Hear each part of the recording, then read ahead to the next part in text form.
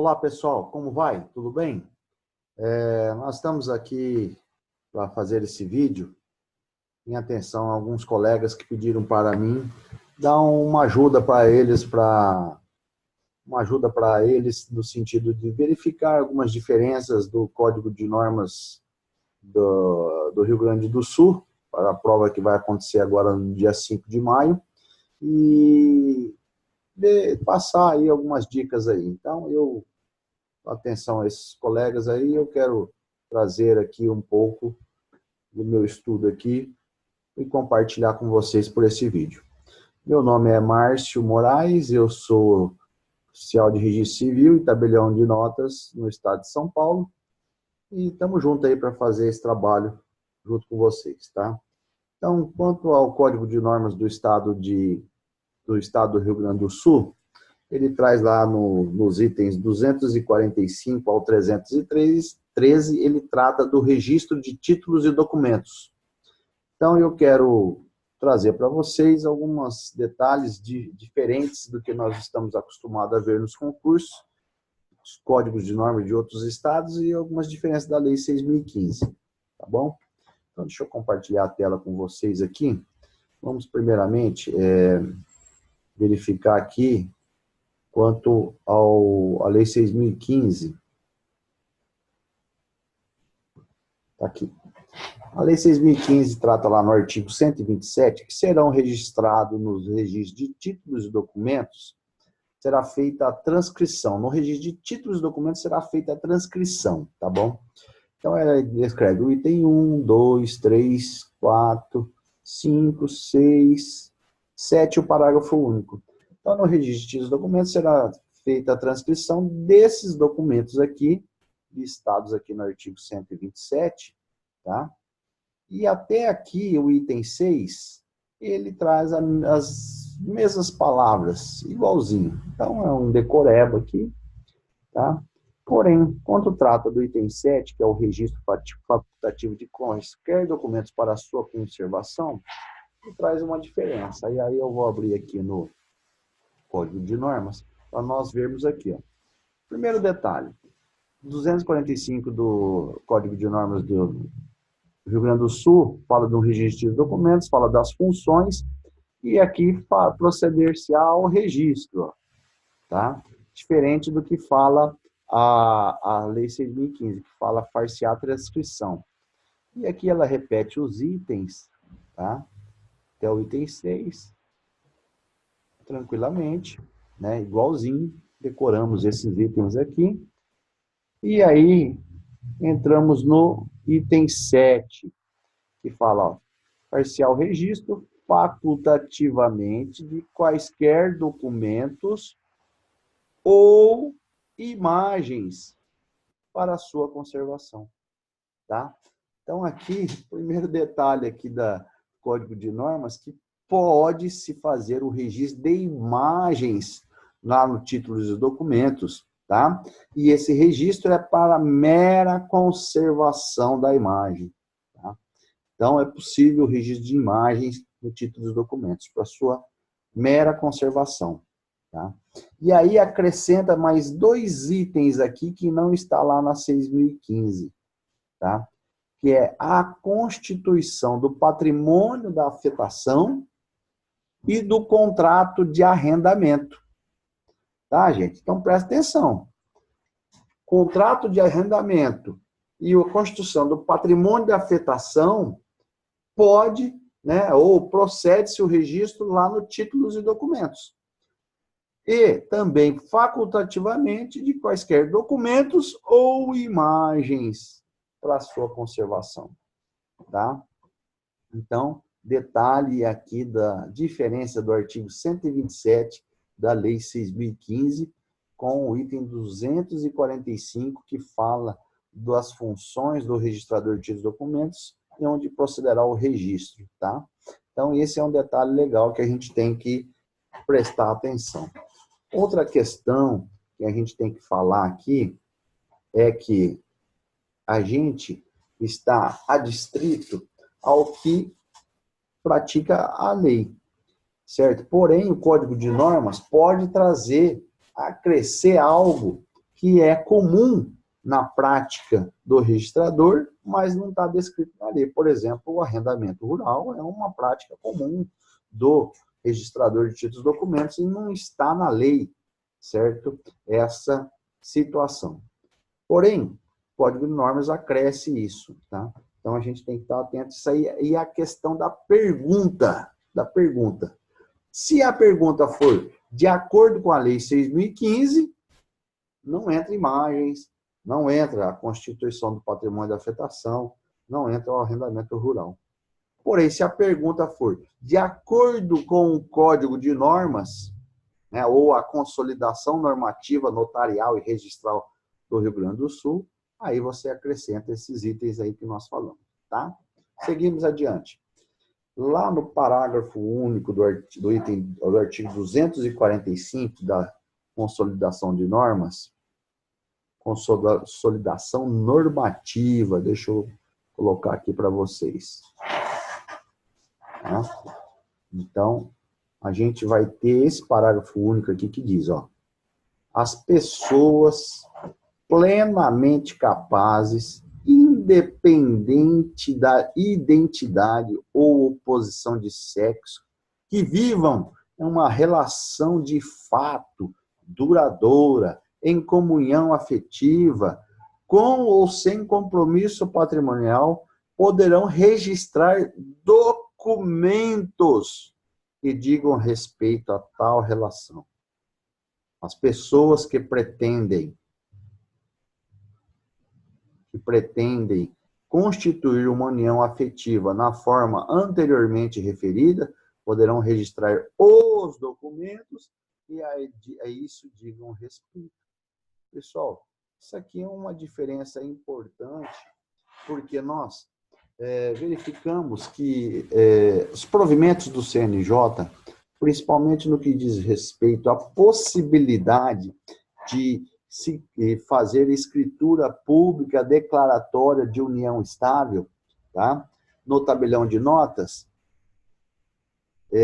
e o órgão registrador, o órgão de publicidade dessa escritura declaratória é o Registro Civil de Pessoas Naturais, livro E lá do Registro Civil de Pessoas Naturais.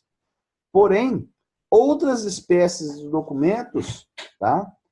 Ela pode ser apresentada a registro no título dos documentos, para sua publicidade e eficácia. Tá? Então, quaisquer outros documentos podem ser registrados no RTD, inclusive a constituição afetiva, tá?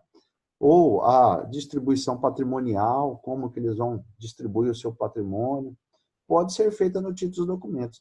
Consolidação normativa permite essa questão. Legal, né? Legal isso daqui. Muito legal mesmo. Muito legal mesmo.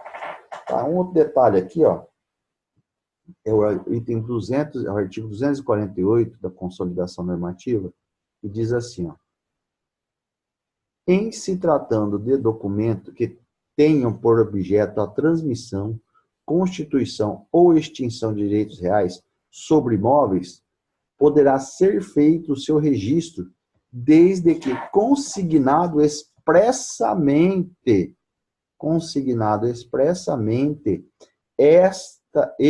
que este se destina à conservação e fixação da data, não gerando constituição de domínio ou outro direito real. Olha que legal isso aqui. Porque se nós falarmos em imóveis, qual que é a competência para se registrar um imóvel? Cartório de registro de imóveis. Tá? Lá se faz a transmissão da propriedade, ou de qualquer outro direito real, ou a extinção de um direito real, a modificação desse direito real. Porém, a consolidação normativa do Estado do Rio Grande do Sul, ela permite o registro que tenha por objeto transmissão, constituição ou extinção de direito real sobre imóveis, desde que seja consignado no seu bojo, no corpo do instrumento, que aquele registro é para única e exclusiva conservação daquele instrumento, não gerando nenhum efeito sobre a constituição de domínio ou outro direito real qualquer. Tá? Muito bacana, legal ter isso na consolidação normativa. Existe esse entendimento da doutrina, porém não está descrito nem na Lei 6.015 e em muitos outros códigos de normas de outros estados. Tá? Mas aqui no Rio Grande do Sul, muito legal eles terem colocado isso, e a gente tem que estar atento a isso para a nossa prova. O registro só é possível desde que consignado que ele é para mera conservação e fixação da data. Tá bom? Beleza?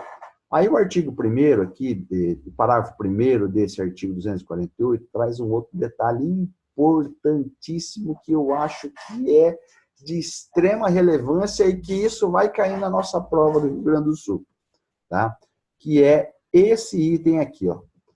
Parágrafo 1º. Com observâncias dessas cautelas, é admitido o registro particular, o registro de contratos particulares de promessa de compra e venda de propriedade imobiliária que impliquem loteamento ou parcelamento irregular de solo urbano ou fracionamento incabível de área rural.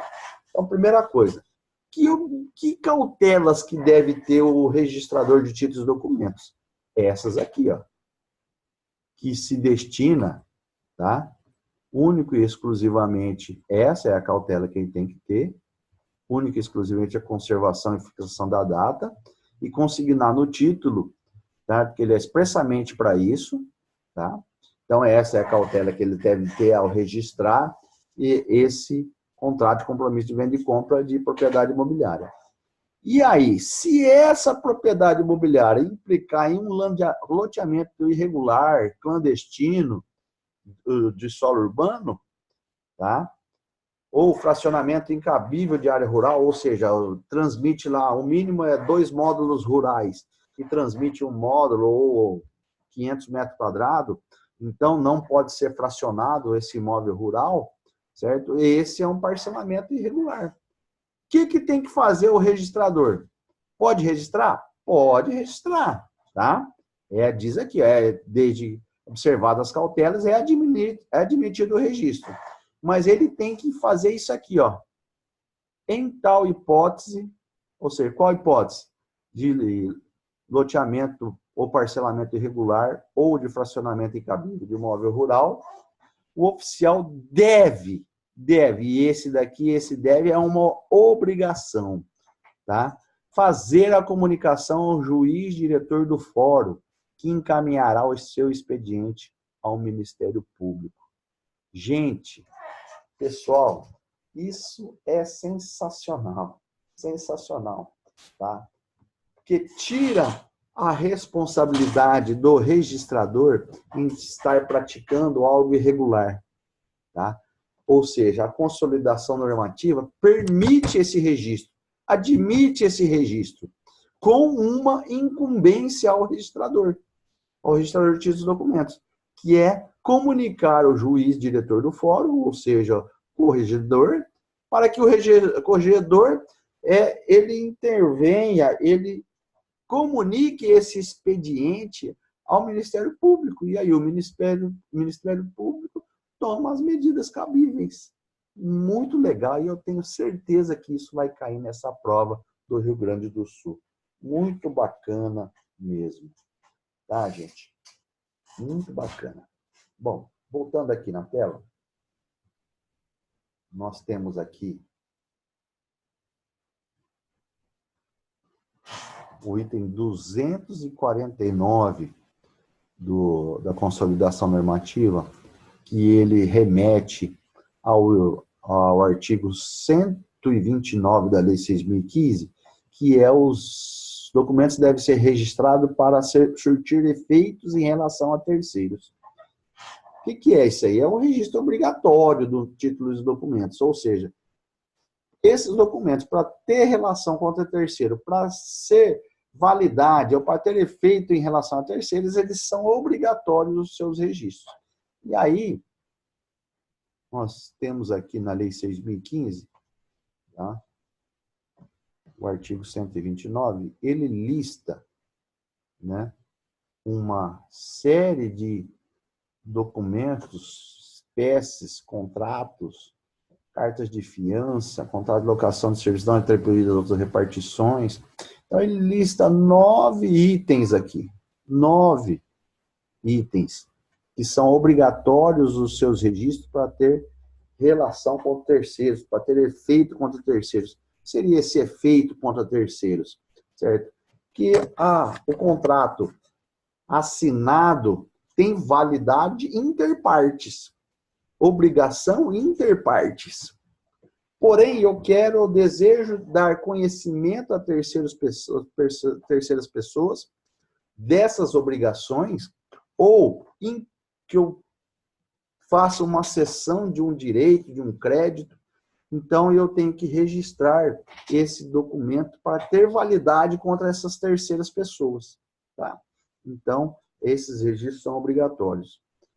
Então, esse item aqui, o artigo 129, ele lista 9 itens. Porém, o Código de Normas, ele traz aqui, ó,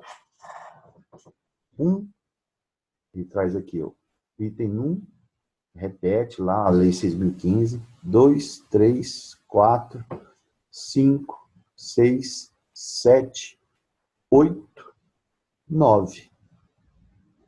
Todos repetindo-se a Lei 6.015, certo? E aí inclui aqui, ó, esse item 10, Código de Normas de Minas do Rio Grande do Sul. Olha que bacana esse item 10. Item 10. Gente, diz assim, ó, as cédulas de crédito a consignarem a garantia de alienação fiduciária sem prejuízo do seu registro no registro imobiliário. Bom, cédulas de crédito é um título de crédito emitido, geralmente, como para crédito bancário, tá? Cédula de crédito bancário, certo? Tá aqui até, né? CCB, né? Código Civil Brasileiro, artigo 135 e 1067, Lei de Registro Público 129. As cédulas de crédito, ao consignarem a garantia de alienação fiduciária, sem prejuízo do seu registro no registro imobiliário. Gente, o que é isso aqui? Cédula de crédito com garantia de alienação fiduciária de bem imóvel,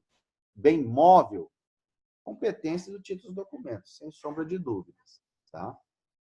Porém, se a cédula de crédito tiver aqui uma garantia de bem imóvel,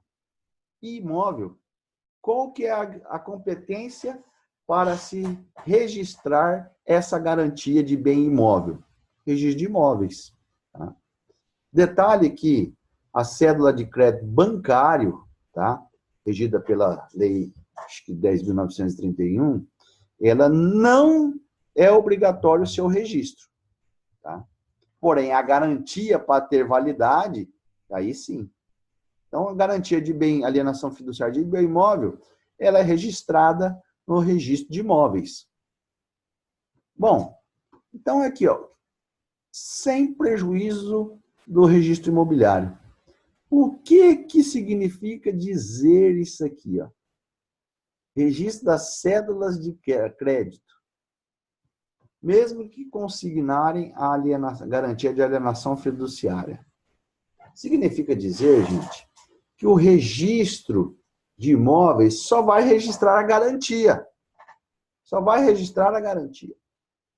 E no registro do título dos documentos, só vai registrar a cédula. O teor da cédula. Isso para ter validade contra terceiros. E aqui é um registro obrigatório. Tá? Aliás, para ter validade contra terceiros, é um registro obrigatório. Tá? Para ter garantia, para ter constituída a garantia, é um registro obrigatório no registro competente. Se for bem imóvel, título dos documentos. Imóvel, registro de imóveis. Tá? Olha que legal isso daqui, gente. Então, ó, os atos enumerados nos artigos 249 serão registrados dentro do prazo de 20 dias da assinatura pelas partes, no domicílio dos contratantes, quando residem com circunscrições territoriais diversas, no domicílio de todas. Então, esse item 10, muito legal, acrescido pelo Código de Normas, não está na Lei 6.015, permite o registro da cédula, independente se a garantia for imóvel ou imóvel, porque se for imóvel, além de registrar a cédula no RTD, ainda tem que registrar a garantia no registro imobiliário. Tá bom? Legal isso daqui, muito bacana. E o artigo 250 vai tratar do prazo de registro e da territorialidade. Tá? Territorialidade, princípio da territorialidade no registro de títulos e documentos. Tá? Então, o que determina qual registro de títulos e documentos deve ser registrado, o contrato ou o documento, é o domicílio dos contratantes. Tá? Então, se o domiciliado, se a parte é domiciliada em Porto Alegre, tá? As duas partes são em Porto Alegre, então esse registro deverá ser feito dentro do prazo de 20 dias da sua assinatura, lá no registro de documentos da cidade de Porto Alegre. Porém, se uma residir em Porto Alegre e outra numa cidade lá, vamos lá, por exemplo, Santa Maria, no Rio Grande do Sul, certo? Deve esse contrato para surtir efeito contra terceiros, tanto lá em Porto Alegre como em Santa Maria. Senão, não vai surtir efeitos contra terceiros. Só interpartes. Senão, só vai ser para mera conservação. Entenderam isso? Que legal, né? E esse duplo registro é um princípio também do RTD. Tá? É um princípio do duplo registro. Da possibilidade de ser registrado 2 vezes o mesmo documento. Tá? Então, essa é uma das formas do duplo registro, que é quando as partes tiverem domicílios distintos, diversos, do território da circunscrição. Tá? Então, aí fará o registro em todos os domicílios das partes. Legal, muito bacana, né? Olha outra coisa aqui, ó. Artigo 251. Se todos os documentos forem apresentados fora do prazo de 20 dias da sua assinatura, eles poderão ser registrados. Porém, os seus efeitos será a partir da data da apresentação. Vamos explicar isso daqui, tá? Então, gente, olha o que diz a Lei 6.015, lá no artigo 130. Artigo 130. Que é o que reflete. Tá? Aqui, ó. Dentro do prazo de 20 dias da data da assinatura pelas partes, todos os atos enumerados no 127 e 129 serão registrados os domicílios das partes contratantes e quanto residem em circunscrições distintas ou diferentes, parcial registro em todas elas. Os registros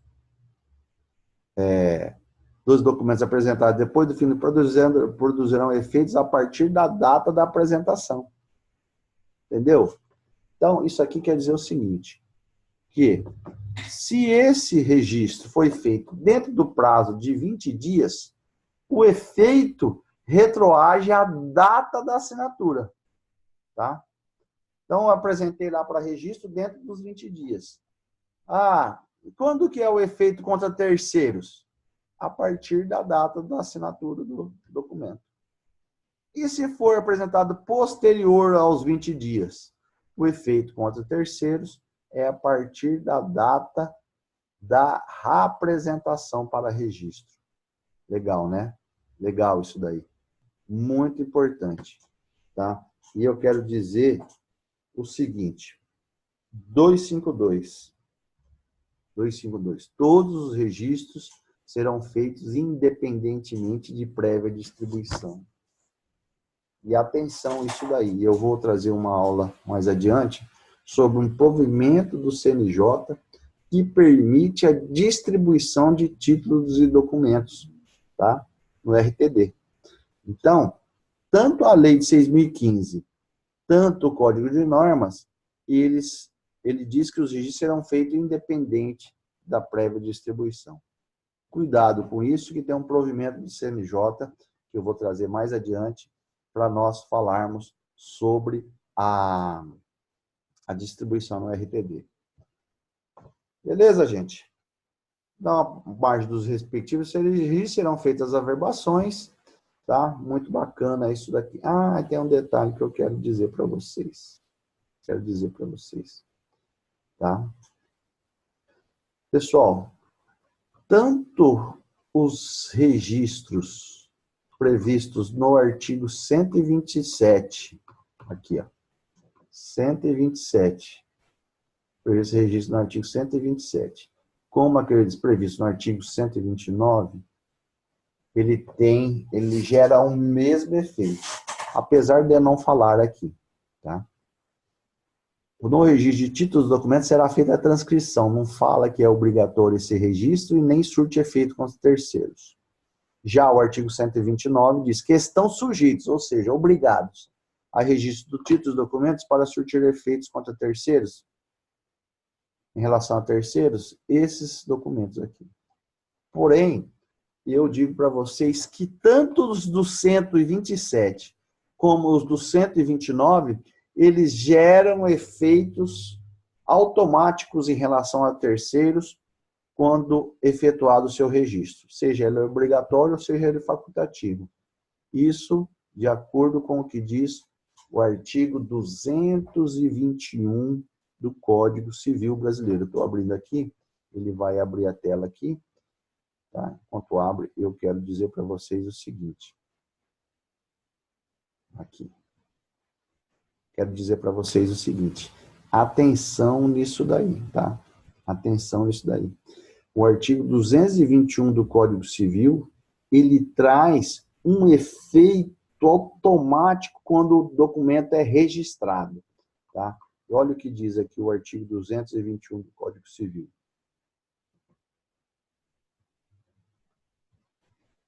O instrumento particular feito e assinado, ou somente assinado por quem esteja na livre disposição e administração dos seus bens, prova as obrigações convencionais de qualquer valor.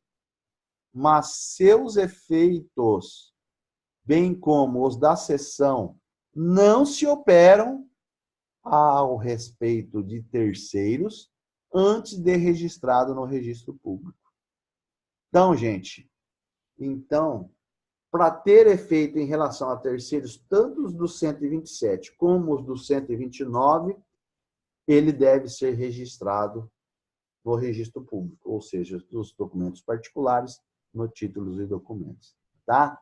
Legal, essa é a dica que nós vamos, primeira parte das dicas de RTD, tá? De registro de títulos e documentos da consolidação normativa do Estado do Rio Grande do Sul.